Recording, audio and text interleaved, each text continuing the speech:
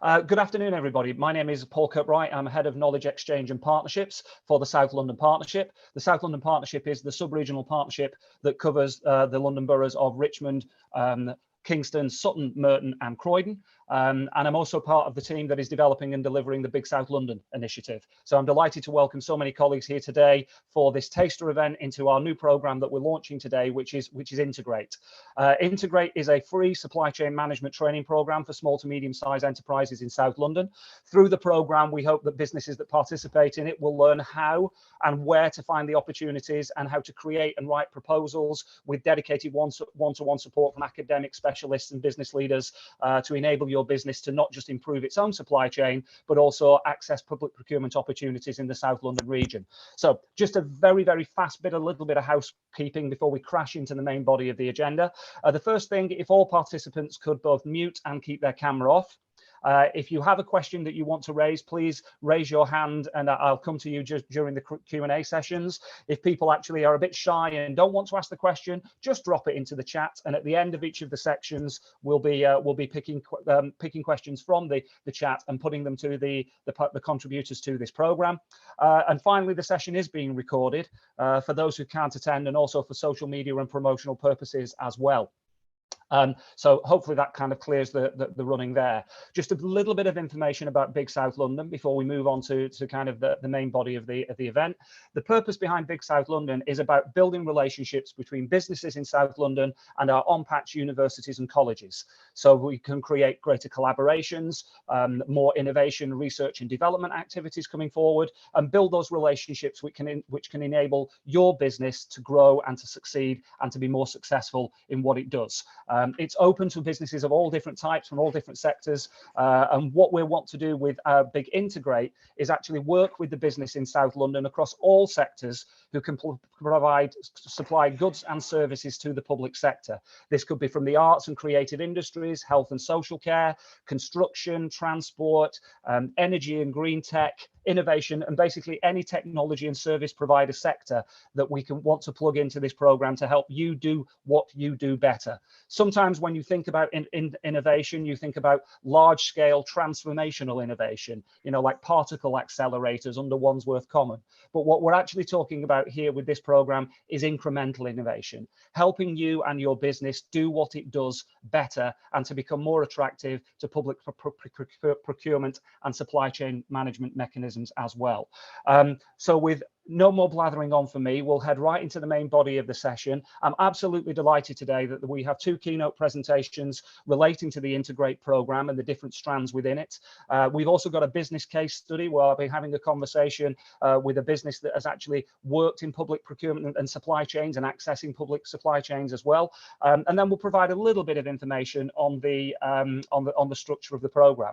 So if we can just flip over to the next slide, hopefully what that will actually show is the running order that I've just kind of gone through there. So kicking off now with a bit of an introduction to Big South London, moving through the program, there'll be an opportunity to drop questions into the chat or raise your hands as we go along, and then hopefully wrap up by no later than about 2:30 in terms of details about how you can actually apply for the full program, hopefully having enjoyed and been engaged with this taster session.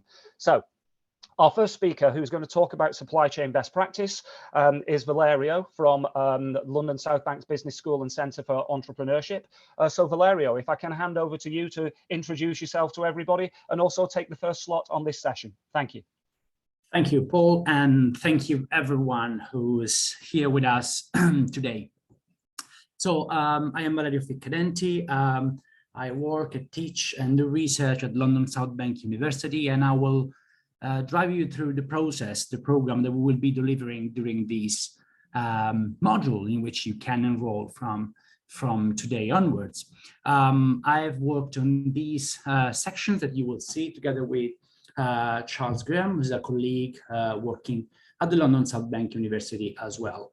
So if we can go to the next slide. Yes, I want to give you an idea of why and how we're going to provide you with a module for supply chain best practice. Essentially, as you can see from this picture, we are all part of a system in which we receive input and we get out some output. And this system is stilized supply chain in a way, right? So we transform things inside our processes. And the idea that we want to try to depict during the 6 sessions that we will be delivering in the module is to make you fully aware of the system in which you are, the environment, the ecosystem, the business ecosystem in which you act. So we would like to go through a different idea of supply chain, especially when it comes into incorporating social value, especially when it comes to think in terms of the local supply chain. We would like to see you at the core of this supply chain as much as you can see in this figure. And we would like to try to develop the knowledge that is necessary for arriving at the end of this process with you being able to enlarge your customer base by interacting with the local supply chain and with the local community. So the idea is to arrive at the end of the process ready to supply, ready to bid and compete for new contract and customers. If we go to the next slide, please. So the idea that we start from and with is the idea of having a local supply chain. In this kind of definition that you see in this slide, we have a definition that is coming from a book where the focus is in food supply chain, but it applies very, very well to the context in which we are working. So a local supply chain is defined as the set of trading partners and relationship and transactions that delivers products inside a chain of value. So we value your position in this chain of value, and we want to make you aware how to maximize your position in that chain of value. So that is the objective. If we can go to the next slide, please. Thank you. So your commitment to develop these objectives I'm trying to describe just in these few slides is the following. So once a week for 3 hours at the end of the day, let's say between 5:30 and 8:30 p.m., 50% of the sessions will be delivered online and 50% of the session will be delivered face-to-face. That is because we would love you to grasp information from the network of people who are contributing to this special module that we are delivering. And one of these persons, for example, it will be the next speaker, and I don't want to anticipate much out of that. So one of the most important takeaway is to get eavesdrops from the people contributing and being part of this during the face-to-face events. So how long? 6 sessions, once a week. Next slide, please. So what do you learn? A quick walk through the program. So we start with in section 1, where we look at the local supply chain fundamentals and at the fundamentals of the community wealth building. And then in section 2, you will have an idea of what it means to be ready to supply and understand the local community needs. Then section 3, you will try to dig into the idea of having a customer responsive supply chain. So the idea of adapting to changes and having incremental innovation, as has been said by Paul. Section 4 will be much more practical, and that's where we start to go through the direction where you have staff that at the end of this module will be ready to go. So be fit to bid and enlarge your customer base on the basis of the local needs. And then have a set of targets in session 5 and have a planning to growth, so that in section 6, when you will receive the ready-to-go consultancy and some growth acceleration plans, you can work on your actual targets and on your actual activity, on what you want to reach soon. So this is what is the first part of our program. And I'm now going to hand over to Bindi for what it means to be part of this network and what it means from a buyer perspective. Bindi, I don't want to say much more about you. I would like you to introduce yourself if you are. I'm here and I'm ready. Yes, all right, fantastic. Excellent. Thank you, Bindi. Thank you. So thank you, everyone. I am Bindi Sandhu. I'm the Deputy Director at London University's Purchasing Consortium. We support our members, such as London South Bank University and the other universities on this panel. And how we help them is actually by putting in place framework agreements, which you can all register for. So we put in agreements that all universities can call off from.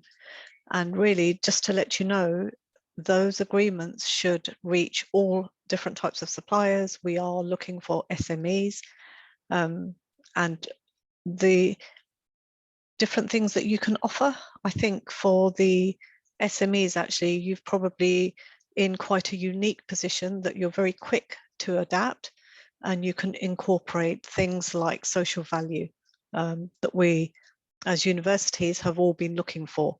So, and I think that's certainly an area that's developing, and it's being built into the corporate strategies for different universities. And we're looking to see what people can do within their organizations for equality, diversity, inclusion, different accreditations such as Stonewall, for example, modern day slavery practices. Now, although your turnovers may be lower than the required amount, it doesn't mean that you don't have to have a modern slavery statement, for example, or a policy that you want to work towards. And even things like consolidated deliveries and innovation, thinking about how different suppliers might reduce the number of deliveries. Certainly when we're scoring tenders and suppliers are submitting those sorts of innovation pieces, it's things that we are looking at. And it's important that you register for Find a Tender. I can send you I will put a link in the chat so that you can pick it all up and make sure that you register, because then you will be getting notifications for different types of tenders. You will be able to look through to see what is available and what might suit your business. Also think about what sets your service apart from other suppliers. You may be able to have a niche offering or something that's slightly individual and unique as a service that larger organizations aren't necessarily going to able to compete with. And just to let you know, as universities, we're looking for different types of contracts. It's not just one type. We're not hoping for large organizations only. So it's really open, fair and transparent to all. And we do have a range of members as LUPC. We've also got the universities, as well as we've got ZSL, for example, we've got Kew Garden. So there's different types of organizations that belong to LUPC, and we're all looking for those social benefits that we can put into our contracts going forward. And responsible procurement is a key factor. Thank you.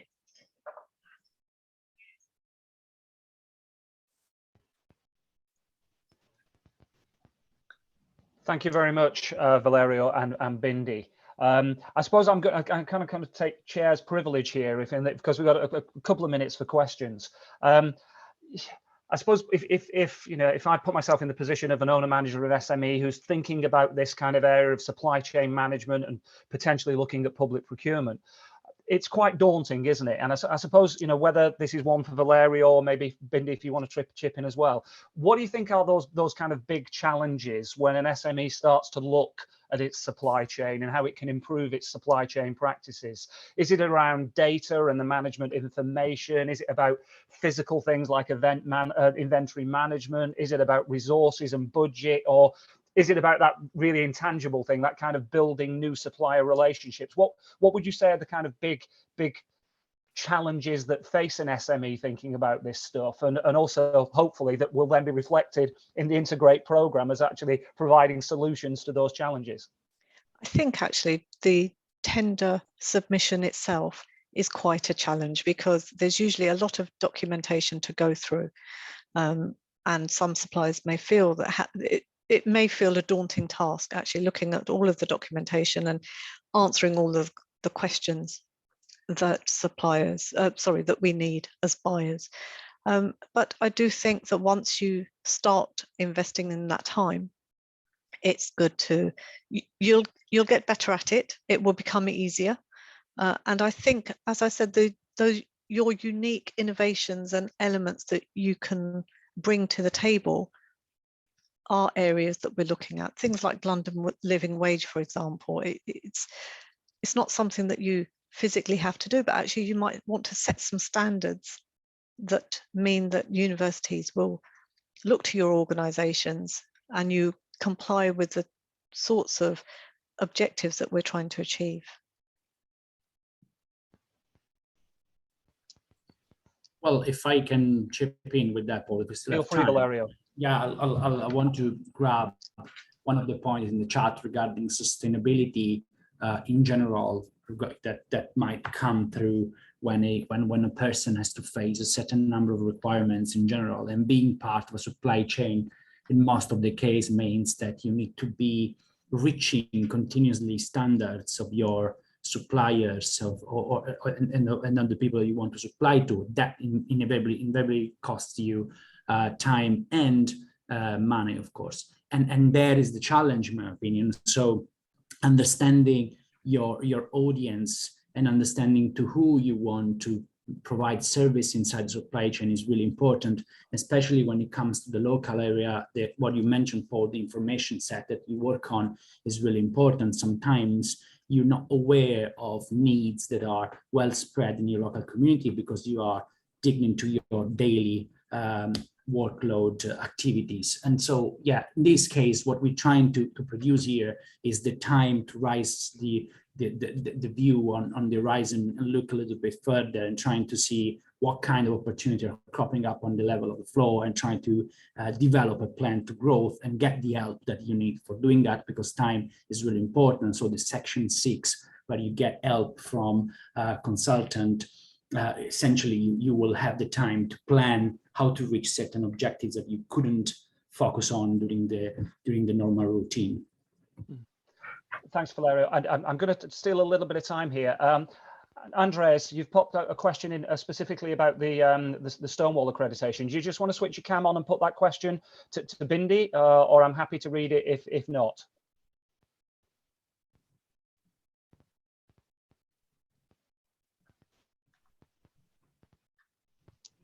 I'll take that. Bindi, I don't know whether you've had a chance to see Andres's question around Stonewall and the investment that would take. I think you made reference of kind of doing a public review of diversity was a similar way to kind of work around without the cost. Would you just want to kind of come back on Andres's question there? I think this is the Stonewall accreditation is really for organisations to put a policy in place. So cost-wise, I don't think it needs to cost an additional amount of money, but actually it's when you're advertising, when you're doing your recruitment for your resources, it's including these sorts of policies when your new members of your team start, giving them an induction and telling them that equality, diversity is an important part of your organization. So I'm happy to answer a direct question about costs if I haven't covered it, but as far as I'm concerned, and I can tell you, for example, I came from University of Arts London, and we used to apply for accreditation, and we would ask our suppliers to provide us with their policies. Now, if a supplier doesn't have a policy, as a university, we were happy to work with them to help to develop that policy. So it's not something that will rule you out as a supplier. It's one of those things that actually universities want to help you to develop, because for us, it's really important that we're trading with people who want to do the right things and the good things. Yeah. That's great. Thank you, Bindi. Unfortunately, we've got to move on to the agenda. And Bindi, I know you have to step off to go to another meeting. But so thank you very much for the time this morning. I'm sure if anybody's got any questions for Bindi, just drop them into the chat. But Valerio is sticking around. So if anything crops up that you want to put to Valerio, that's not a problem. And absolutely fantastic. I've just noticed that like all the best seminars, actually a participant has actually answered a question themselves. So Karen, thank you very much for responding about the time question. And I think you're absolutely right. Yeah, the first time it can can be a bit painful and time consuming to pull that information together from across your business. But once the set of information is there that you have that you can draw down on, then hopefully the process becomes easier the more that you do it. And I think one of that kind of element of that experience will be built in within the Integrate program to build your confidence in what documents you need and what information. So if I can just draw the first section to a close there and thank everybody for their questions. If I'd like to now introduce David Randall from Crystallizer. David is a key partner in the development and delivery of the Integrate program, and he's going to reflect on one of the streams that is available to participants within the program, which is how it relates to community wealth building. So David, over to you.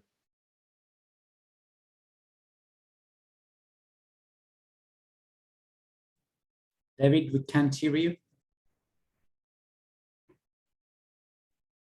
David.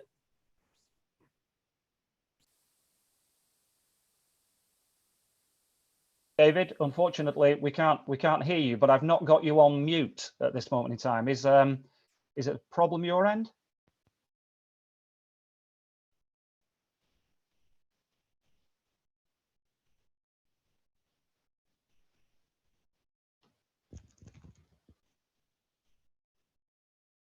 No, we still can't hear you, David.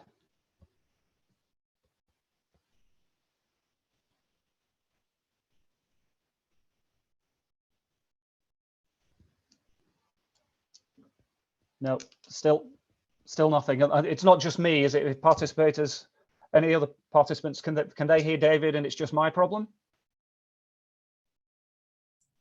No, I can't hear you, David, as well. No.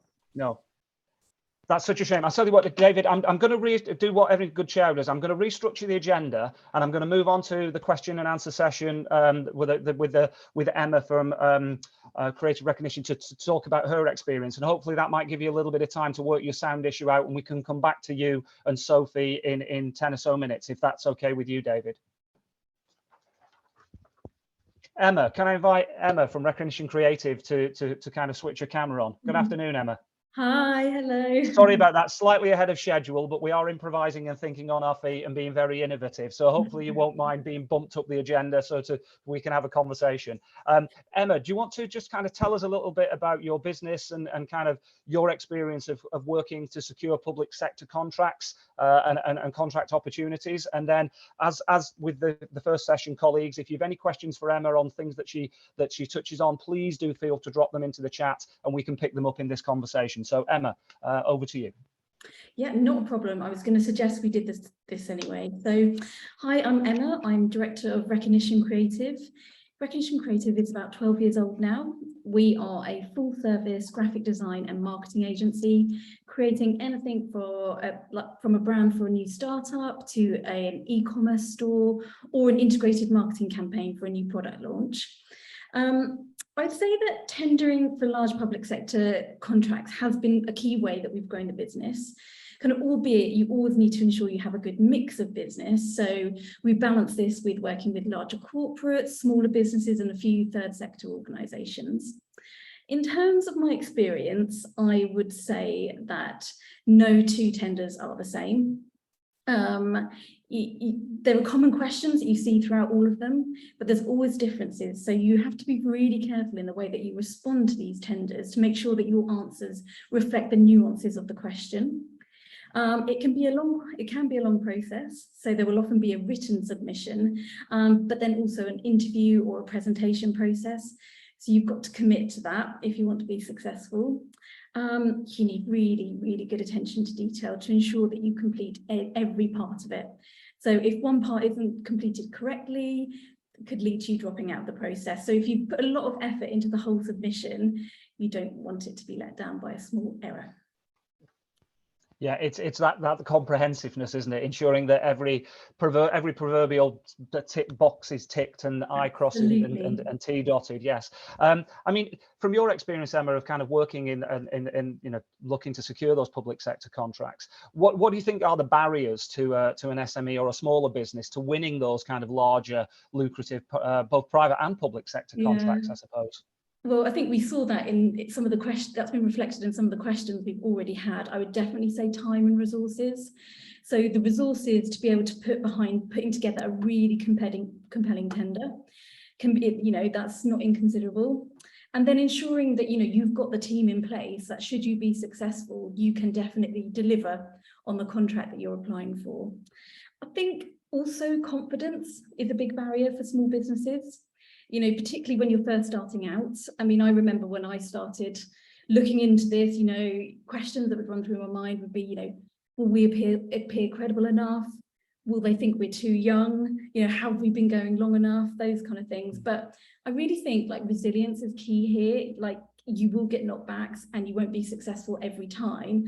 But that's okay, because actually with each tender you learn something, and you know you can seek feedback. And you can improve for next time, and then you've also created a whole bank of content that you can use for another tender. As Bindi alluded to, I think you get quicker over time, albeit they're all slightly different, but having that bank of content is really useful. Yeah, thanks for that. And I suppose you can probably guess what my next question is going to be, which is, well, how did you kind of overcome some of those barriers? You know, your kind of top 10, you know, your top tips for winning bids, or how did you think that you made, you know, your bid? I think it was, whether it was Valerio or Bindi mentioned about distinctiveness. What is your distinctive quality as a business? What do you bring to the table that other suppliers don't? So how did you approach that in terms of overcoming those barriers to be successful in winning bids? I think picking the right bids initially is really important. So the first big tender that we went for was in higher education, and that was a sector that I had quite a lot of knowledge in. So it was a really natural fit. And obviously, you know, I made sure that I drew that out in all of my answers, that sector knowledge was really there. That was a real natural fit for us, and we were successful. And I think having that early win really built our confidence. This sounds really obvious, but you've got to be prepared to go the distance. I'm sure so many companies drop out during the process just because it can be so long and there's so much admin involved. So, you know, commit to staying the distance. And I think you've got to be incredibly organised. Some of the things that Bindi was saying earlier just really resonated with me. There will always be a requirement for health and safety, equality and diversity, modern slavery, sustainability policies. So ensuring that you have all of that up together and up to date, and it reflects the aims of your company, is really important.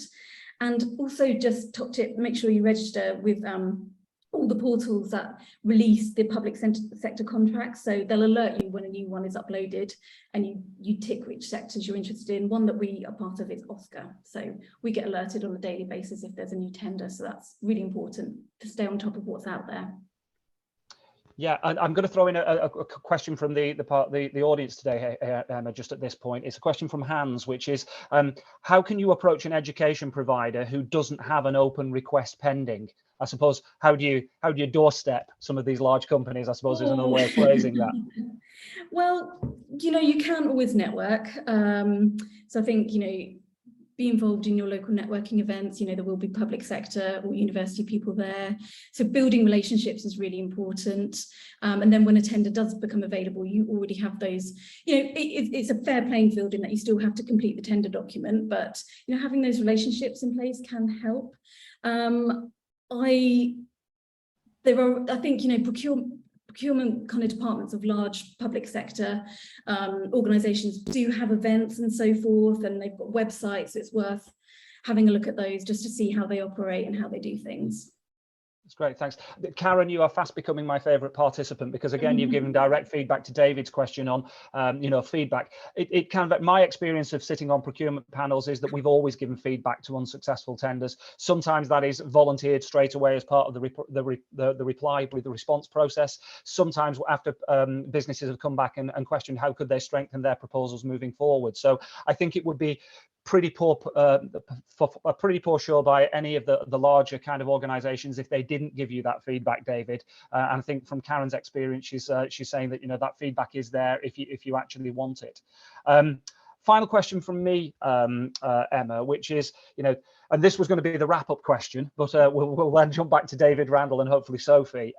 What would you say to kind of some of the businesses and organisations that are on the taster session today, that are on the call, who are perhaps thinking about getting involved in the Integrate programme, thinking of looking at their supply chain practices, how they manage their supply chains, but also considering moving into this kind of sector of wanting to put submissions in for public sector contracts? What advice would you give them, or what words of wisdom or insight would you give them in relation to this whole area of activity? Okay, I would just say, don't think about it anymore. Just go and sign up for this programme. I think as business owners, we're really reluctant to take time out of the day-to-day running of the business to do training. But if this training had been on offer when I started out, I absolutely would have bitten someone's arm off for it. Everything I've done has been off my own back. So to have some support and guidance would have just been so incredibly useful. Beyond the tendering aspect, it's going to help build your confidence in what your business can offer, and it's really help you hone your skills in putting together a compelling bid. And I'd just say that small businesses have so much to offer large organisations. Because of our size, we can be incredibly agile. We don't have the red tape or the restrictions that larger organisations have, so we can come up with, say, new technical or creative solutions much more quickly. So that's a real value to larger organisations.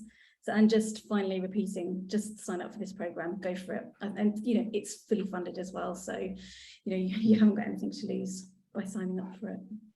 Thanks, Emma. That's great. And I think, what I would urge people who are thinking of signing up for the Integrate programme, you will encounter through the journey through this programme half a dozen of the largest public sector procurement agencies in South London, both our universities who are involved in developing and delivering the programme, and also our borough council colleagues who will be inputting into the programme at different stages as well. Emma, I'll just throw you one last one from Andres, it's quite a technical one, but I suppose it's an interesting insight, which he said is, if as an SME you can provide extra value or demonstrate the creation of extra value that isn't included within a section within one of the forms, he's asking, would you recommend just kind of repeating it and shoehorning it into an existing question, or simply adding it under any additional information? So, I suppose that would be a question.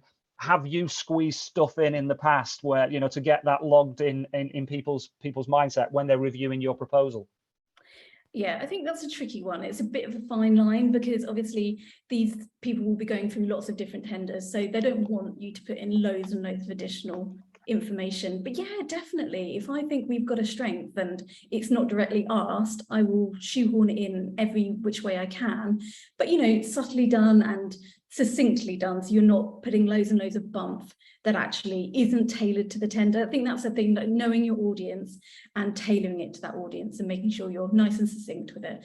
There's often word counts with these things. You have to be quite careful as well. Yeah. I'm always reminded of the Churchill quote, apologies for the length of this letter, I didn't have time to write a short one.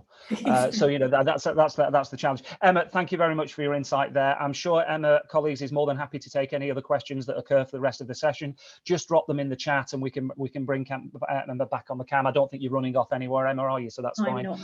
Now, I'm keeping my chair's fingers crossed here, because otherwise I have to fill 15 minutes and I don't know what I'm talking about. To hand over to David at Crystallizer to talk about the community wealth building elements that are built in as an optional within the Integrate program. So David, come in, please tell me we can hear your dulcet tones. I hope so. Can you hear me? We can indeed. Over to you. Thank you very much, Paul, and well done for changing things around. Helped me out a lot. So what I was about to say before we had communication problems was that this is very exciting for small businesses. I come from a small business background. So do the founding members of Crystallizer, of whom we have several of them called today. It's been a long time coming, but this is a wonderful opportunity. And as Emma says, I think SMEs should really go for it. If I can have the next slide, please. So this is a bit of context about the community wealth building pathway. Bindi's already been talking about the role of buyers like the London University's Procurement Consortium. But the Mayor of London, and this is quite new news, in roughly March of last year, challenged the London the major London anchor institutions, the public and the private sector buyers actually, to procure 20% of all goods and services demanded in London from SMEs, diverse suppliers, and the voluntary community sector. That's to reinvest their procurement spend in the local economy to help with London's recovery. And it's concretely, London's anchors will spend £1.3 billion over the next 5 years on contracts with London small businesses. And there's a list of them in the logos below. There are 16 members currently of the London Anchor Institutions Network, but this is going to be extended with more participants, including private sector participants. Before we go to the next slide, just want to draw your attention to the top right-hand side logos. So along with Crystallizer, this pathway is being delivered by Kingston University, LSVU, and Roehampton, as well as far as the supply chain business partners are concerned. Thanks. If I can have the next slide, please. What can SMEs expect? Well, you'll be joining a community of practice. Why is that important? Well, because we need to share the information about our existence, about our willingness to participate in supply chains, because the learning will go on after this particular concrete training course. We could potentially form delivery partnerships. We need to share information about our journey to help each other out. It's a cooperative approach. We're looking to achieve standards which will enable SMEs to be able to register for framework agreements as supply partners, go beyond those standards to get the really valuable contracts. We're offering access to Meet the Buyers events. We're organizing up one ourselves, which is a local Meet the Buyers event towards the end of the program, roughly in December 2022. We've already been invited through the London Anchor Institutions Network to join a Meet the Buyers event on the 28th of September. That's actually before the course starts, but we can provide information about the Meet the Buyers so that you don't miss out. The database of opportunities, well, there are several databases. Our role in Crystallizer is to signpost where you can find those opportunities to access those databases. And we're building our own database as well with our local knowledge. So you've got access to all that information about where the opportunities are. By completing your accreditation, you're welcome to participate as a full member of the Crystallizer Network. Yes, thank you. Next question, next slide, please. We've been talking today about procurement. Community wealth building is actually about a lot more than procurement. There are 5 pillars of community wealth building. We're looking at the socially productive use of land and property, for example. How's that relevant? Well, if you're an SME and you're scaling, you might want access to affordable workspace. This is something that the South London Partnership has been addressing by building out new affordable workspaces across the South London area. You might need access to finance. Well, the financial pillar is crucial for small businesses. So I won't labor the point, but there's a lot more going on with community wealth building than just the procurement piece. And by joining this ecosystem, you'll benefit from that activity as well. Next slide, please.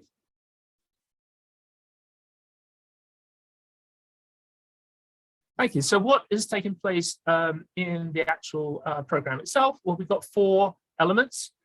2 of them are 3-hour face-to-face sessions, which will get really get the network up and running and to get us all on the same page. It's going to take that amount of time to understand who we are, what sectors we represent, to get involved with the technology that we're going to be using for communication, and really to get moving with the community wealth building pillar, this community wealth pathway. Sorry. The supply chain business partnerships are 5 days of free one-to-one consulting organized by the universities. These are effectively student placements, but they'll be front-ended by training that we're going to give to the students on how they can help concrete SMEs with their fitness to supply. And the 4th element, as I mentioned before, proactively, we're going to be introducing you to buyers, It's effectively a pitching event that we're putting on. There'll be buyers in the room. Don't worry if your particular sector is not represented, because the supply chain business partners will be preparing you to pitch in in a live set of circumstances, showing you, proving your fitness to supply. So this is to test some of the skills of communication and readiness that will be required in order to be successful in the supply chain. Next slide, please. So the competency framework doesn't just apply to SMEs. The buyers are themselves on a journey, and this is very important because the ecosystem is about buyers and sellers. The buyers want to get to a different place themselves in terms of the value that their procurement spend can generate in the community. This slide was actually written for the private sector, which identifies better social value as actually being better shareholder value as well. For the public sector, this is often about incremental social value as well. So the collaboration it's a two-way street. So buyers like the universities and local government, they're on a journey as well, and we want to help them with that journey. Next slide, please. This is a competency framework for small and medium-sized enterprises. So there are tactical competencies. There are the obvious things that you have to do. You have to have your financial records straight. You have to be compliant in terms of being able to prove your financial probity, amongst other things. But then there's a strategic element to the competencies that you'll be exercising when you're on the program and afterwards. For example, how can you engineer or re-engineer your business to be mission orientated, to fit in with what the buyers are looking for in partnership, so that you can be the best you can be, so that you can look for opportunities for good growth. So you've got the right stakeholders involved in your enterprise. And if they're not there now, maybe we can look to collaboration with other organizations. Might one of them be a prime contractor, for example, and you're working with them in partnership? These are strategic questions that SMEs can and perhaps should be thinking about in terms of their growth going forward. Next slide, please. Yeah, so we finished. We've actually done the case study, so I've wound up. Paul, over to you.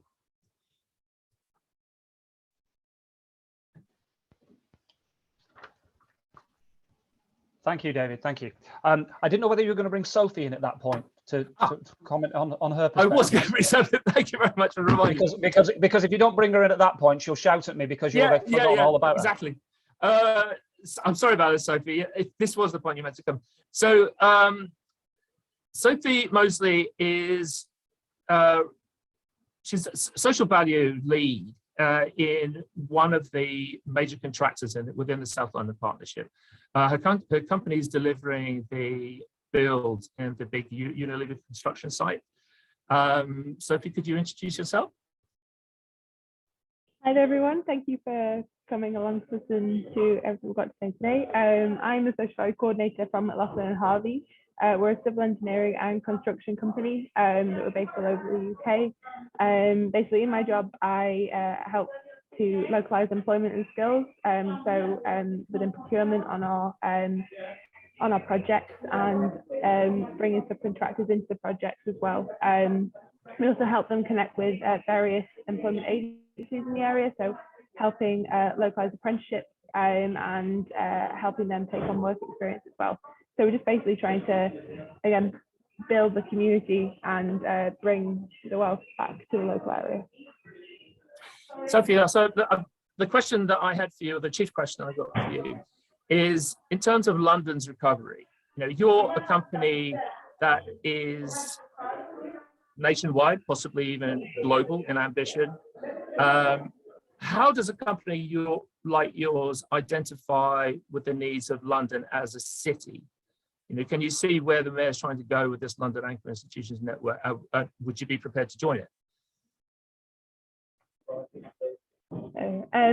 Yeah, so in terms of benefiting London as a city, it's a lot of it's through the client. So depending on what the client's needs are, so for example, on the project we've got in Kingston, the client has asked us to benefit, well, to bring the benefits to all the various boroughs within the South London Partnership. So it's kind of engaging with those people and finding people to be the middleman. So a lot of the time we understand that subcontractors and SMEs do struggle to, along with the workload, to kind of find local people. They just kind of take on whoever's easiest to take on, which is completely understandable.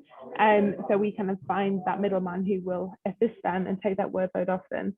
So a lot of the time it is engaging with local areas, local boroughs, to kind of make that connection and to build the community wealth, I guess.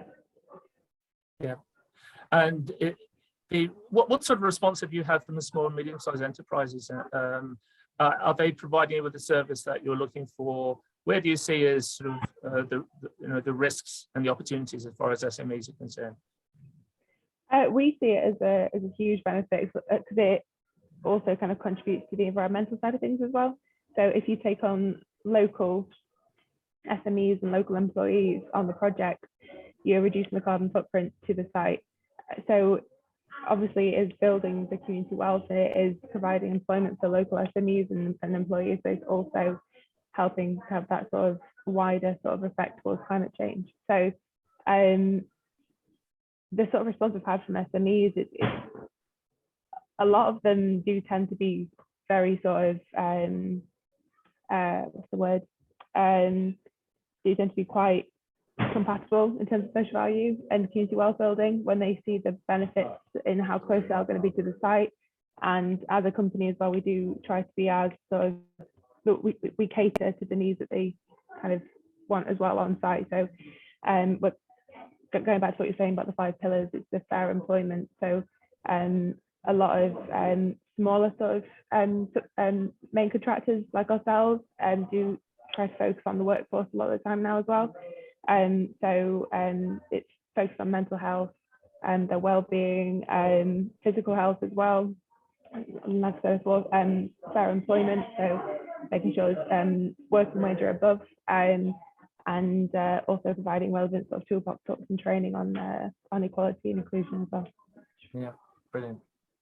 Thank you very much. Those are the main questions that I have for Sophie, Paul. I don't know if any of the other participants have got any questions that they'd like to put to her. Thanks for that, David. If anybody does have any questions for Sophie, but then feel free to drop them in the chat. I can pick them up. And Alex, I haven't ignored your question. I think it's a very, very interesting question, which is what needs to change here, the game or the players?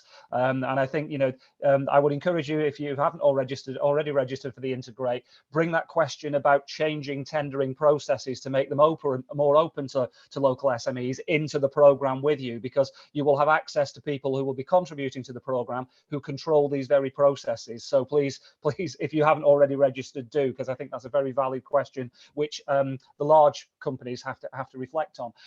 I suppose, Sophie, my again taking chair's privilege, this whole concept of kind of last mile now, if I can steal that terminology, which is larger companies like yours that are delivering such large, huge contracts, having those local contractors within your supply chain where the projects are happening. This seems to be a journey that we're not going to go back on. This is going to be about greater localism, greater spend being landed within the places where these projects are happening. So I suppose that's a very loaded question way to saying, you know, your role is going to become even more important in reaching out to the types of organizations that are on this chat to ensure that they do move into your supply chain as local providers. Absolutely, yeah. I mean, on a lot of tenders now from the clients, they are requiring that a certain percentage of our sort of procurement is local. So they want it to be within a certain sort of mileage from the site. So I think it's within 10 miles. And then they usually require us to report it every month as well to ensure that we are meeting those targets. So it's been like 10 miles, 20 miles and 40 miles. So it really is kind of important for us to do that to meet the requirements. But like you said, that is seeing that sort of implementation on the bigger projects really is having a huge effect, especially in areas that are developing outside of cities, where that sort of local community wealth building is so much more important. But also, in addition, kind of like I was speaking about before, taking on local apprentices and local work experience placements onto these jobs and like creating that sort of communication between the subcontractor and these sort of colleges and stuff also adds to that. So it really is kind of helping them kind of develop as a business by providing them with that contract, but also helping them kind of keep it local within that supply chain as well, if you know what I mean. So it's kind of taking on employees who are local, even though they may have contracts outside of that area. No, thank you for that, Sophie. I mean, I think that, you know, this agenda isn't going away, and I think there's real opportunities. And also, you know, I think sometimes we forget that whilst we're kind of business people who are working in South London, we're also citizens of South London. So this is a direction of travel that we would want to get behind as residents, about improving more local activity happening within our business community, which ultimately benefits the environment and the infrastructure and the quality of life in South London. If we have successful businesses working alongside larger corporates that are operating at national and international level. So, you know, thank you for your time today, because I know you are slightly busy with one or two other things that are happening in Kingston. And I think, you know, if we can pull you into more of these discussions in the future, that would be really, really good. So thank you for that. Nick, I noticed your question there on kind of previewing, you know, kind of online systems to see the kind of tenders and opportunities that have been available and historically be available. I don't have an answer to your question there, Nick, but what I will do is take it back to the program team and see whether we can build something of that kind of demoing that data of historical opportunities and forecasting future ones into the Integrate program. And like I say, Nick, I hope along with Alex, you bring that question into the program. So I'm very conscious of the time, and I did promise we will wrap up by 25 past. So I just want to kind of like go through a bit of housekeeping in terms of what next. And if anybody has any burning questions, please feel free to kind of drop them into the chat, and we can either pick them up by response, or we'll actually pick them up as we develop and roll out the program later this year. So in terms of the Integrate program, I think you've already hopefully now got a feel that there's a number of pathways that businesses that are interested in this area can go through, from the skills and insight and experience that the training element of the program presents in terms of equipping you with new skills and new abilities and insights into actually how you could improve not only your own supply chains, but how you approach public procurement opportunities. There is then the opportunity to collaborate with one of our universities on those placements that David referred to, in terms of having a student come into your business to work on some of the things that you might have been developing through the program. And then finally, there's the whole ongoing alumni network of businesses that have kind of collaborated and contributed and participated in the program, that then ties into David's discussions around building that community wealth building network and understanding more about that new, interesting and exciting and very, very important agenda that is community wealth building in South London. So there's different horses for different courses in terms of what you're trying to get out of participating in this program or potentially participating in this program. So few details. The who's, the where's and the when's. This is open. The Integrate program is open to businesses that are registered or operational within the South London 5 boroughs within the SLP partnership. It can be a registered business or a sole trader, and it can be anybody within any position within that business. So if you're running a slightly larger SME and you have a finance department and you want to send your financial director or financial manager onto this program, that's absolutely fine. It does not have to be the CEO or the owner of the business. It can be any industry sector. One thing that working alongside local government colleagues has taught me is there's opportunities across a wide variety of commissioning and procurement opportunities. So, you know, whether it's from the arts and the creative industries through to supplying products and services. So it's open to any industry sector. In terms of the size of business, it has to be businesses that are less than 250 employees and have a less than 50 million euro turnover. That's the rules of the game that we are within the funding we have to deliver this program. The important thing to emphasize, obviously, is this is completely free of charge.